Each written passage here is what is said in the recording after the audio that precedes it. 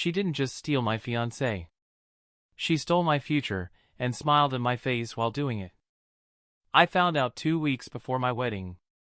But here's what she didn't know: I had already discovered their secret. And I was about to let them walk straight into a trap they would never forget. The first time I saw the text, I told myself I was overreacting. It was 11:42 p.m. Ethan was in the shower. His phone buzzed on the kitchen counter. I wasn't snooping. I was grabbing water. That's what I keep telling myself. The screen lit up. "I miss you already," read heart from Lena.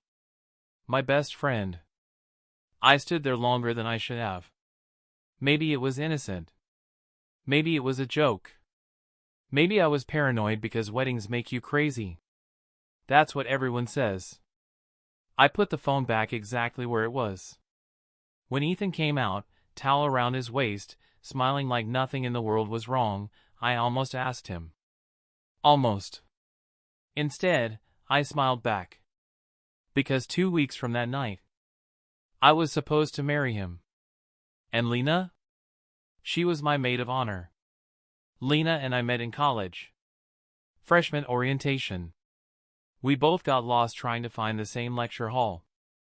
She was loud, confident, magnetic. I was quieter, organized, the planner. We balanced each other. Or at least, I thought we did. She was there when my dad passed away. I was there when her mom relapsed. We had sleepovers well into our 20s. We knew everything about each other. Everything. That's why the text didn't make sense. Lena wasn't the type to cross lines. At least, not with me. The next morning, she showed up at my apartment with coffee. "Bridezilla ready," she laughed, kicking off her shoes. She hugged me. And I swear, she held on a second too long. "Ethan still asleep?" she asked casually. "Yeah," I said. Her eyes flicked toward the bedroom door. Quick. But I noticed. That's when something shifted in my chest. A small crack. I should have seen it coming. But I didn't want to. Over the next few days, the signs stacked up. Inside jokes between them that I didn't understand. Private smiles. Moments where conversation stopped when I walked in. I told myself I was being insecure. Wedding stress.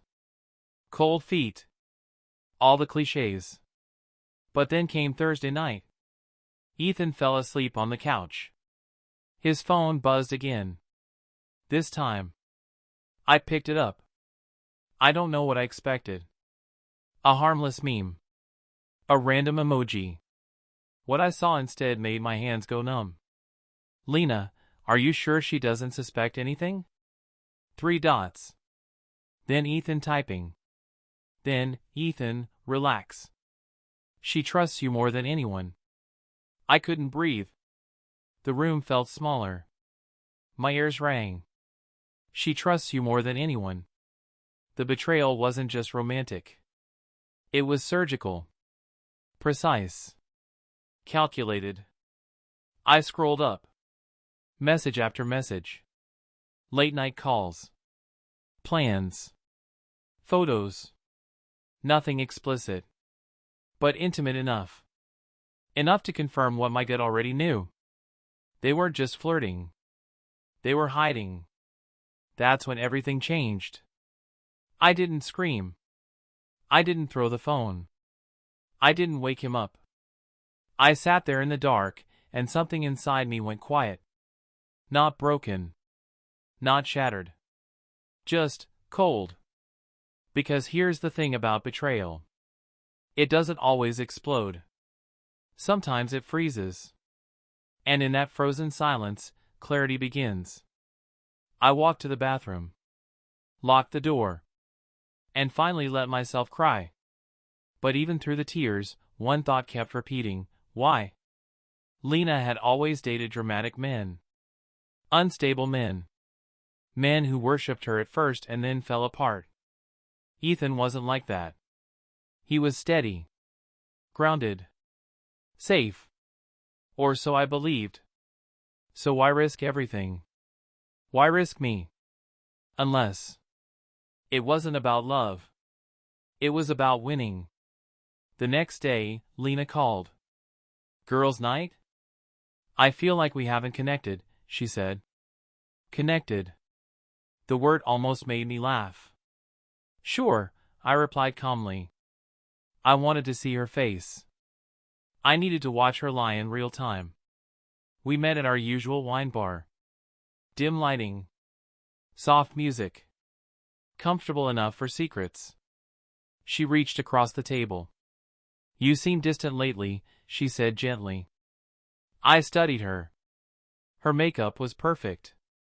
Her engagement gift for me, a custom photo album, sat on the table. She had written inside, "Forever starts with trust." The irony was suffocating. Just stressed, I said. She squeezed my hand. You deserve happiness more than anyone. The audacity.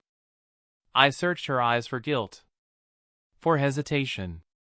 For anything human. But she was good. Too good. Then her phone buzzed. She flipped it face down instantly. I didn't miss that. Who was it? I asked lightly. No one, she smiled. No one. That's what I was becoming. When I got home, Ethan was cooking dinner. Like nothing had changed. Like he hadn't just dismantled my life through text messages. He kissed my forehead. Love you, he said. I almost flinched. Almost. That night, as he slept beside me, I stared at the ceiling. I could confront them. Cancel the wedding. Expose everything immediately. But something stopped me. They thought I was clueless. They thought they were in control. And for the first time, I realized something powerful. They were underestimating me. And that? That was their mistake. I wasn't going to explode. I wasn't going to cry in front of them. I was going to wait. Because if they wanted to play a game behind my back, I was going to make sure I wrote the ending. And Lena? My best friend who stole my fiancé? She had no idea I had already seen the messages. No idea I knew about the hotel reservations. No idea I was quietly collecting everything. But I was. And I wasn't just planning to walk away. I was planning something they would never see coming. 2 weeks until the wedding. 2 weeks until everything burned. And this time, I would be the one holding the match. The hardest part wasn't pretending to love him. It was pretending to trust her. 2 weeks. 14 days of smiling through cake tastings, seating charts, and dress fittings. 14 days of watching them act normal. Like they weren't detonating my life in slow motion. I started paying attention. Not emotionally. Strategically. Ethan guarded his phone more now. Face down. Always on silent. Lena suddenly became too busy for spontaneous hangouts unless Ethan was around. That's when I stopped guessing. And started documenting. I bought a small voice recorder. Not because I wanted drama. Because I wanted proof. If I was going to destroy something this big, I needed certainty. The opportunity came faster than I expected. 3 nights later, Lena invited us over for dinner. Just a pre-wedding chill night, she said. I almost admired her confidence. Her apartment smelled like vanilla candles and garlic butter. Ethan brought wine. I brought my phone. And clarity. Halfway through dinner, Lena said she forgot dessert in the oven. Ethan stood up immediately. I'll help. Of course you will. They disappeared into the kitchen. I counted 5 seconds.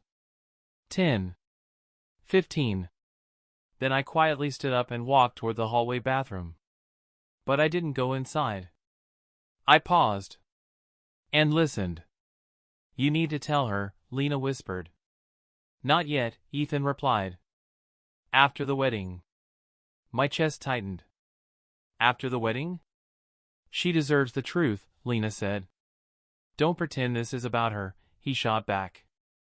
Silence. Then softer. I'm handling it. Handling what? My stomach dropped. This wasn't just an affair. There was something else. Something bigger. I stepped back before they returned. Sat down. Smiled. Played my part. But I was completely wrong about one thing. I thought she was stealing him. Now it felt like they were planning something. Together. Later that night, I finally searched something I'd been avoiding. Ethan's business account. We were supposed to merge finances after the wedding. He had insisted. It's what married couples do, he said. I trusted him. I opened the shared planning folder on his laptop. Scrolled. Budget sheets. Vendor deposits. Then I saw a transfer notification. $28,000. Transferred 3 days ago. To a joint account I didn't recognize. Account holder, L. Monroe. Lena Monroe. My pulse pounded in my ears. That wasn't just betrayal. That was theft. The wedding fund. The down payment my parents left me. The inheritance I never touched until now. Gone. I felt heat rise in my chest. Not heartbreak. Rage. Cold, focused rage. That's when everything snapped into place. The late-night whispers. After the wedding. The sudden urgency to combine finances. They weren't just having an affair. They were planning to take everything. And leave. I didn't sleep. I researched. Quietly. Methodically. Ethan had recently opened an LLC. Guess who was listed as silent partner? Lena. They had been building something together. Behind my back. Using my money. I should have confronted them right then. But something inside me whispered, wait. Let them feel safe. Let them think they've already won. So I did the unthinkable. The next morning, I called Ethan. I've been thinking, I said softly. Let's finalize the financial merge this week. He hesitated. Just slightly. Are you sure? Yes, I smiled into the phone. I trust you. Silence. Then relief in his voice. Okay. Yeah. That's a good idea. Good idea. For you. That afternoon, I met with a lawyer. Not for divorce. For protection. I explained everything. The transfers. The hidden account. The LLC. He didn't look surprised. You'd be shocked how often this happens, he said calmly. Shock wasn't the word. I felt sharpened. He helped me freeze additional transfers. Redirect what remained. Flag suspicious activity. But here's the part they never saw coming. I didn't reverse the $28,000. I let them keep it. Because money wasn't the only thing I was about to take back. 3 days before the wedding, Lena hosted my final girls' night. 8 women. Champagne. Laughter. Fake love. She stood up halfway through the night, glass raised. To loyalty, she said. The word hung in the air. I almost applauded. Then she hugged me. Tight. Possessive. Like she had already claimed what was mine. You'll always be my person, she whispered. I pulled back slowly. Looked her in the eyes. Always? I asked. A flicker. Barely there. Of course, she smiled. That was the moment I knew. She didn't think I was capable of seeing her clearly. She thought I was the quiet one. The stable one. The predictable one. But she forgot something. Quiet people observe. And I had been watching everything. The night before the rehearsal dinner, Ethan sat beside me on the couch. You okay? He asked. I turned to him. Studied his face. The man I thought I would build a life with. The man who practiced vows in the mirror. The man who held my hand at my father's funeral. Was any of that real? Or was I just convenient? I'm nervous, I admitted. He squeezed my hand. That's normal. Normal. I leaned into him, rested my head on his shoulder, and whispered something that made his body go still.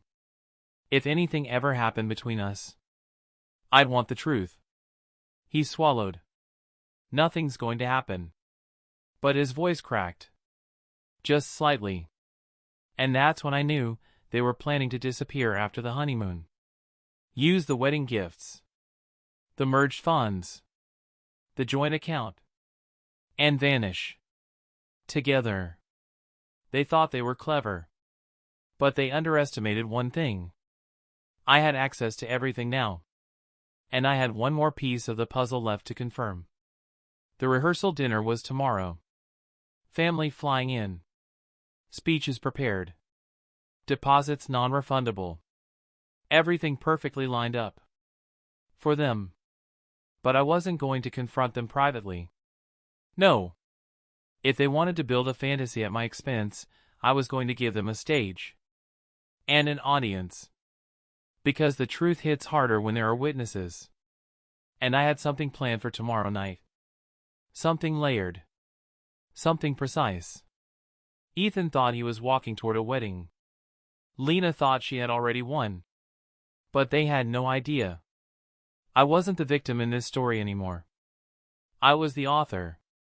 And the next chapter? Was going to change everything. The rehearsal dinner was supposed to be intimate. 40 people. Close family. Lifelong friends. Soft candlelight. Champagne. Smiling photos. A celebration before forever. Instead, it became a countdown. I wore red. Not bridal white. Not soft pastels. Red. Lena noticed immediately. Bold choice, she said, eyes scanning me. I smiled. Felt right. Ethan kissed my cheek, but his hand was cold. He looked distracted. Checking his phone. Glancing at Lena when he thought I wasn't watching. They thought this was their final performance before freedom. They had no idea it was their last act. Dinner went smoothly at first. My mom gave a speech about love and loyalty. The word loyalty felt like a blade sliding under my ribs. Ethan's brother joked about how lucky he was to marry up. Everyone laughed. Lena laughed the loudest. She looked radiant. Confident. Like a woman who believed she was about to step into a better life. And then the restaurant manager approached me quietly. Whenever you're ready, he said. I nodded. My heart wasn't racing. It was steady. Calm. That scared me more than anger ever could. I stood up. Tapped my glass. I just want to say something before tomorrow, I began. Ethan smiled proudly. Lena lifted her phone to record. Perfect. I've been thinking a lot about trust, I said. A few people murmured in agreement. I continued.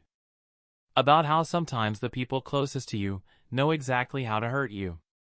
The room shifted. Subtle. But noticeable. Ethan's smile tightened. Lena's eyes flicked to him. I pulled a small remote from my purse. Behind me, the large decorative screen that had been looping childhood photos went black. Then a new image appeared. A screenshot. A text message. I miss you already, red heart silence. You could hear silverware clink against plates. Another screenshot appeared. Are you sure she doesn't suspect anything? A collective intake of breath. Ethan stood halfway up. Emily, but I wasn't done. More screenshots. Bank transfer receipts. $28,000. Joint account. L. Monroe. Gasped now. Whispers. Lena's face drained of color. Emily, stop, she whispered. I looked at her. Really looked at her. Why? I asked calmly. Because this wasn't part of your plan? Her mouth opened. Closed. Ethan tried again. It's not what it looks like. I almost laughed. That's interesting, I said. Because it looks like my best friend and my fiancé plan to steal from me and disappear after the honeymoon. The word steal hung heavy in the air. My uncle stood up. What is she talking about? Ethan's composure cracked. It was an investment, he shouted. We were building something together. There it was. Lena finally spoke. You weren't supposed to find out like this. The audacity. Oh. I tilted my head. How was I supposed to find out? A goodbye note? She looked at Ethan. Desperate. And that's when the mid-story twist hit. Ethan turned toward her, not me. You said she'd never check the account, he snapped. The room froze. Lena's expression changed. From panic to fury. Don't put this on me, she hissed. This was your idea. Wait. My breath caught. My idea? Ethan looked at me. And for the first time, there was no charm. No warmth. Just calculation. I was never going to marry you, he said flatly. The words landed like ice water.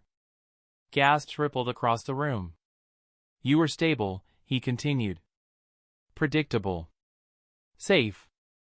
I needed capital. Capital. That's what I was. A stepping stone. But here's the part he didn't expect. Lena started laughing. Not nervous laughter. Sharp. Bitter laughter. You think I didn't know that? She said. The entire room shifted again. She turned to me. You really think this was about love? My stomach twisted. What was happening? You were always the safe choice, she continued. The responsible one. The one everyone admired. I was always the messy friend. Her eyes glistened. For once, I wanted to win. Win. There it was again. This wasn't romance. It was competition. Identity. She didn't want Ethan. She wanted what I represented. And Ethan? He wanted money. Security. Opportunity. They didn't even want each other. They just wanted what they thought I wouldn't fight for. But I was completely wrong about one thing. I thought exposing them would feel satisfying. It didn't. It felt hollow. Because the betrayal wasn't just romantic. It was existential. Everything I believed about loyalty. About partnership. About lifelong friendship. Shattered. My mom stood beside me now. Is this true? She asked Ethan, voice shaking. He didn't answer. That was answer enough. The restaurant manager looked ready to call security. Lena grabbed her purse. This is insane, she muttered. But her hands were trembling. Ethan tried to salvage something. Emily, we can talk privately. No, I said. My voice didn't waver. You wanted an audience for my humiliation. You just didn't realize it would be yours. Silence. Heavy. Final. Then I delivered the line they truly never saw coming. The account is frozen. Both of them looked up instantly. And the LLC? I continued. Flag for fraud investigation. That was technically true. My lawyer had filed a preliminary complaint. Enough to scare investors. Ethan's face drained. You can't do that. I already did. Lena's shoulders sagged. The confidence she wore like armor, gone. And suddenly, they were powerful. They were small. Small and exposed. Security escorted them out. Whispers filled the room. Some guests avoided eye contact. Some hugged me. Some just stared. My wedding rehearsal dinner ended in silence. No music. No toasts. just shattered illusions. But as I stood there, something unexpected happened. I didn't feel destroyed. I felt awake. Like I had just stepped out of a version of my life that was built on lies. And for the first time in weeks, I wasn't waiting. I wasn't pretending. I wasn't reacting. I was choosing. But I didn't know yet. The worst part of the betrayal wasn't the affair. Or the money. It was something I would discover the next morning. Something Lena had done years ago. Something that explained everything. And when I found it, it changed how I saw our entire friendship. Forever, I thought the worst was over. I was wrong. The morning after the rehearsal dinner, my phone wouldn't stop buzzing. Texts from family. Friends. Unknown numbers. Some supportive. Some curious. Some just wanting details. But one notification made my stomach drop. A message request on Instagram. From someone I didn't know. You don't know me. But you deserve to. Attached was a screenshot. A dated email. 5 years ago. Subject line, graduate fellowship decision. My breath caught. 5 years ago, I had applied for a prestigious fellowship in New York. It would have changed everything. Career trajectory. Network. Financial freedom. I never got it. They said my application was incomplete. I cried for weeks. Lena was the one who comforted me. She told me, everything happens for a reason.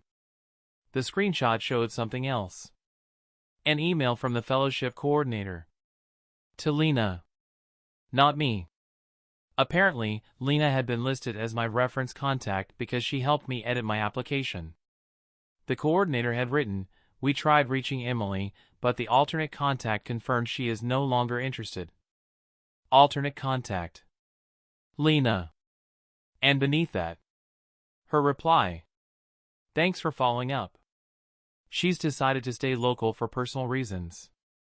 I felt like the air had been punched out of my lungs.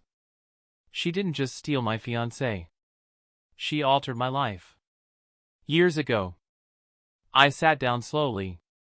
Memories started rearranging themselves. The way she encouraged me not to move to New York. The way she said, "We're building our lives here." The way she subtly discouraged every opportunity that would have pulled me ahead. This wasn't sudden betrayal. It was a pattern. Calculated. Quiet. Long-term. That's when everything changed. Again. I called the number attached to the message. It was the former coordinator. Now working elsewhere. She confirmed it. "We tried contacting you multiple times," she said. "Your reference insisted you had withdrawn." Withdrawn. I never withdrew. Lena withdrew me. Because if I left, she would be alone. Or worse, she would feel second. All these years, I thought our friendship was loyalty. It was control. She needed me close. Stable. Accessible. So she could measure herself against me. And when Ethan came along, she didn't fall in love with him. She saw an opportunity. To prove she could take what was mine. To finally win. But here's the final twist she never saw coming. I wasn't going to chase revenge anymore. I was going to erase her access to me entirely. By noon, I had done 3 things. First, I forwarded the fellowship email chain to my lawyer. Fraud and impersonation. Second, I emailed the Fellowship Foundation directly. Not to beg, but to clarify. And third, I packed a suitcase. Because something inside me clicked into place. I didn't lose a wedding. I didn't lose a friend. I lost anchors. And suddenly, I was free. 2 days later, I received a call. From New York. The foundation couldn't reinstate the old fellowship. But they were launching a new initiative. Mid-career applicants. And my updated portfolio, attached to my email, had impressed them. They offered me an interview. Virtual. Next week. I sat there in my quiet apartment. Wedding decorations still half-packed. Dress still hanging in the closet. And I laughed. Not bitter. Not broken. Just aware. Lena thought she stole my future. But all she did was delay it. Ethan thought I was capital. But I turned into consequence. A week later, I saw them. By accident. At a cafe downtown. Together. But not sitting close. Not laughing. Tension between them like static. When Lena saw me, she stiffened.